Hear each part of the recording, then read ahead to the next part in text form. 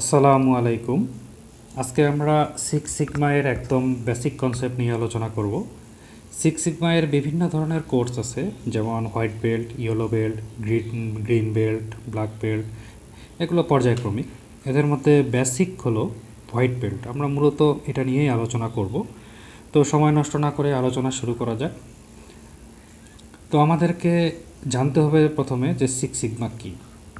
Six sigma হলো process ইমপ্রুভমেন্টের একটি পদ্ধতি এবং একটি পরিসংখ্যানগত ধারণা যা যে কোনো প্রক্রিয়ার ভেতরের ভেরিয়েশনকে সংজ্ঞায়িত করার চেষ্টা করে। ভেরিয়েশন এবং ত্রুটির সুযোগ কমাতে সহায়তা করে সিক্স সিগমা পদ্ধতি শেষ পর্যন্ত উৎপাদনের খরচ কমায় এবং গ্রাহক সন্তুষ্টি বাড়ায় কোয়ালিটি ইমপ্রুভমেন্টের মাধ্যমে। অনেকেই মনে করেন যে সিক্স সিগমার জ্ঞান থাকলে অভিজ্ঞতা লাগে না, কিন্তু সত্যি কথা বলতে সিক্স সিগমা অভিজ্ঞতার প্রয়োজনীয়তা এবং কোনো প্রতিষ্ঠানের গুরুত্বকে অস্বীকার করে না, বরং সিক্স সিগমা অন্যান্য দক্ষতা, অভিজ্ঞতা, জ্ঞানের সাথে কাজ করে সিদ্ধান্ত গ্রহণের জন্য একটি গাণিতিক এবং পরিসংখ্যানগত ভিত্তি প্রদান করে। যেমন অভিজ্ঞতা বলতে পারে যে কোনো প্রক্রিয়া কাজ করছে না, এবং পরিসংখ্যান প্রমাণ করে যে এটি সত্য, এবং ম্যানেজমেন্টকে বিশ্বাস করাতে পারে যে একটি নির্দিষ্ট পরিবর্তন করলে আউটপুট উন্নত করতে পারে। সিক্স সিগমা টুলস প্রতিষ্ঠানগুলোকে সেই অনুমানগুলি যাচাই করতে সহায়তা করে। চলুন জেনে নেই সিক্স সিগমা ছাড়া প্রতিষ্ঠানগুলো কিভাবে কাজ করে বা সিদ্ধান্ত নেয়।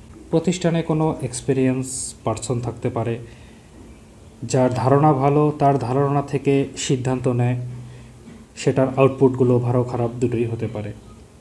অতীত অভিজ্ঞতা, জ্ঞানের উপর ভিত্তি করে প্রতিষ্ঠানের মধ্যে সিদ্ধান্ত গ্রহণকারীরা বিশ্বাস করেন যে ধারণাটি সফল হবে। তারপর ধারণাটি বাস্তবায়িত হয়। এটা ভালো খারাপ দুটোই হতে পারে। কখনো কখনো এটা বেটা মোডে বাস্তবায়িত হয় যাতে ব্যয় এবং ঝুঁকি কম হয়। বাস্তবায়নের পর ধারণার সাফল্য মূল্যায়ন করা হয় এবং উৎপাদিত পণ্য প্রক্রিয়াগুলিকে প্রভাবিত করার পরে সমস্যাগুলি সমাধান করা হয়। অর্থাৎ উৎপাদিত পণ্য যদি খারাপ হয় তাহলে অর্থ, সময় দুটোই অপচয় হয়, উৎপাদনের খরচ বেড়ে যায়, গ্রাহক সন্তুষ্টি হারায়, পরে আবার নতুন একটি ধারণা নিয়ে কাজ করে, সেটাও ভালো খারাপ দুটোই হতে পারে। চলুন এবার জেনে নেই যে বেটা টেস্টিং কী। বেটা টেস্টিং হলো একটি নতুন ধারণা, সিস্টেম বা পণ্যকে যতটা সম্ভব নিয়ন্ত্রিত পরিবেশে নির্বাচিত কিছু লোক বা প্রক্রিয়ার সাথে বাস্তবায়নের কাজ। বিটা পরীক্ষার উদ্দেশ্য হলো একটা অপ্রমাণিত পণ্য বা সিস্টেমকে প্রকৃত সীমিত সংখ্যক ব্যবহারকারীর কাছে চালু করার ঝুঁকি এবং খরচ কমানো। এটি একটি পণ্য চূড়ান্ত লঞ্চের আগে পরীক্ষার শেষ একটা পর্যায়ে আর কি।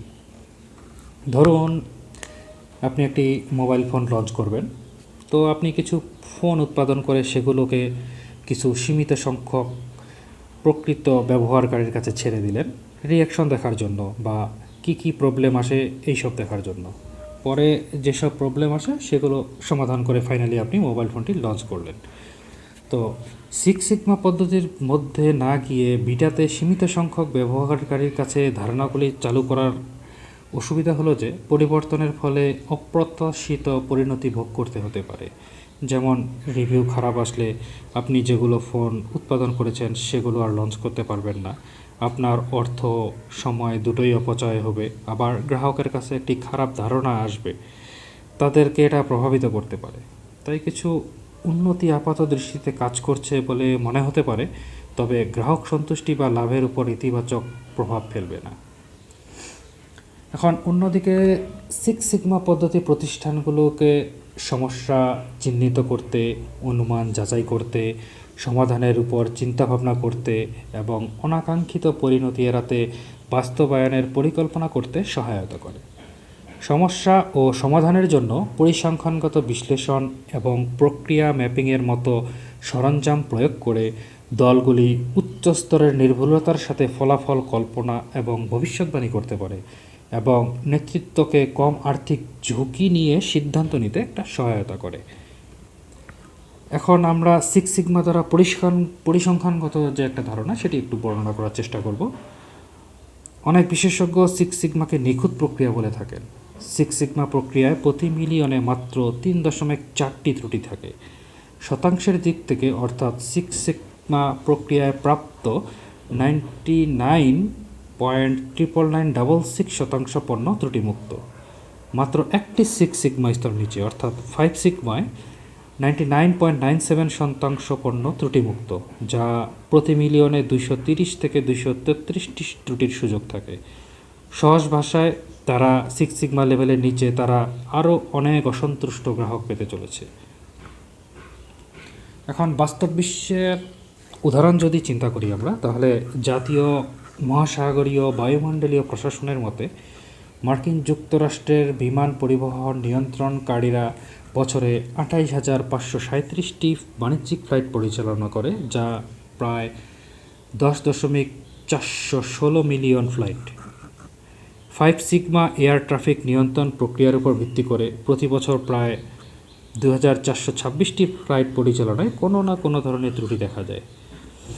6 সিগমা প্রক্রিয়ার মাধ্যমে সেই ঝুঁকি 35.41টিতে নেমে আসে। সিটিসি জানিয়েছে যে মার্কিন যুক্তরাষ্ট্রে প্রতি বছর প্রায় 51.4 মিলিয়ন অস্ত্রোপচার করা হয়। 5 সিগমায় অর্থাৎ 99.97 নির্ভুলতা হারের উপর ভিত্তি করে ডাক্তাররা প্রতি বছর 11,976টি অস্ত্রোপচারে অথবা সপ্তাহে 230টি অস্ত্রোপচারে ত্রুটি করে।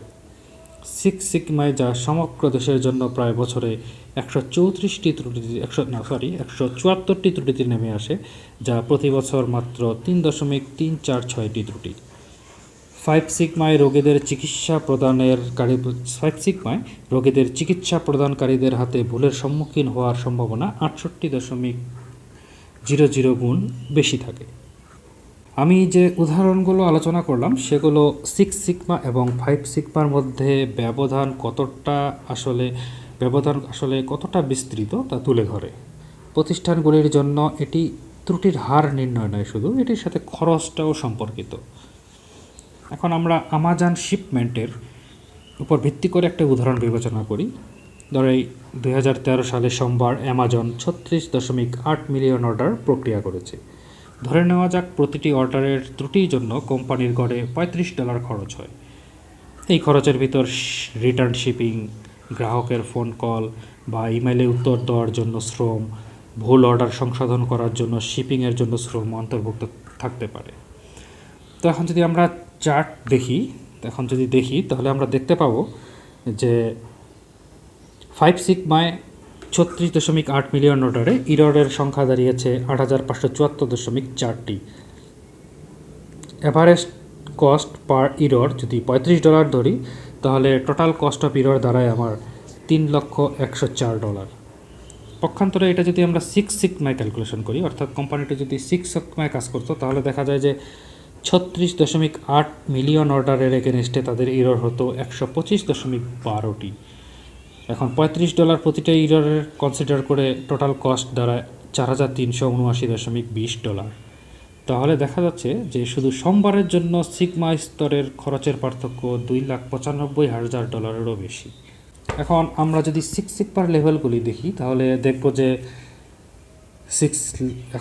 সিগমা লেভেলগুলো দেখি তাহলে দেখব যে সিগমা লেভেল যেমন 6 ডিফেক্ট পার মিলিয়ন 3.4, yield 0.99.34966%।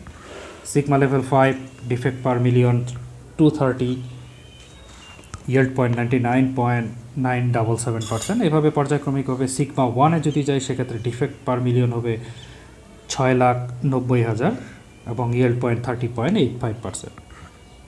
তো আমরা এই সমীকরণ ব্যবহার করে একটি পণ্য বা প্রক্রিয়ার সিগমা স্তর গণনা করতে পারি। এটা হচ্ছে number of opportunity minus number of defects divided ভাগ number of opportunity into 100 equal to একটা yield পয়েন্ট। তো আমরা একটা উদাহরণ দ্বারা এটার ক্যালকুলেশন করি। এখন আমরা একটা মার্কেটিং বিভাগের এমন একটি প্রক্রিয়া বিবেচনা করি যা সম্ভাব্য গ্রাহকদের কাছে চিঠি বিতরণ করে। প্রক্রিয়াটি প্রতিদিন 30,000টি চিঠি আগে থেকেই ঠিকানাযুক্ত খামে ঢোকায় এবং নির্দিষ্ট সপ্তাহে প্রক্রিয়াটি 1,50,000টি চিঠি বের করে। তো কিছুদিনের ভেতরে মার্কেটিং বিভাগ খামে চিঠি পেতে শুরু করে যা তাদের উদ্দেশ্যে লেখা হয় যে চিঠিগুলোতে ভুল ছিল। তো মার্কেটিং বিভাগ এলোমেলোভাবে পরের সপ্তাহের ব্যাচ থেকে 1,000টি চিঠি নির্বাচন করে এবং খুঁজে পায় যে এর ভিতরে 5টিতে ত্রুটি রয়েছে। মোট পরিমাণ এটি প্রয়োগ করে এবং এবং মোট পরিমাণে যদি এটা প্রয়োগ করে তাহলে দেখা যায় যে 750টিরও বেশি চিঠিতে ত্রুটি থাকতে পারে। তো চিঠি প্রক্রিয়া প্রতি সপ্তাহে 1,50,000টির ভিতরে আনুমানিক 750টি ত্রুটি রয়েছে। তো এখন যদি আমরা ক্যালকুলেশন করি তাহলে দেখতে পাবো এটার ইয়েল্ড পয়েন্ট 99.5। এখন সিগমা টেবিলে যদি আমরা দেখি তাহলে দেখতে পাবো প্রক্রিয়াটি বর্তমানে 4 এবং 4.1 সিগমার ভিতরেই রয়েছে। তো এতক্ষণ আমরা 6 সিগমার বেসিক শুরুর দিকের আলোচনাগুলো করলাম। তো নেক্সটে আমরা আরও বিস্তারিত এটার ভিতরের পরবর্তী আলোচনাগুলো করবো আর কি। তো আশা করি এই ভিডিওটি আপনাদের আজকে অনেক ভালো লাগছে। তো নেক্সট ক্লাসে আবার দেখা হবে। ধন্যবাদ সবাইকে। আসসালামু আলাইকুম।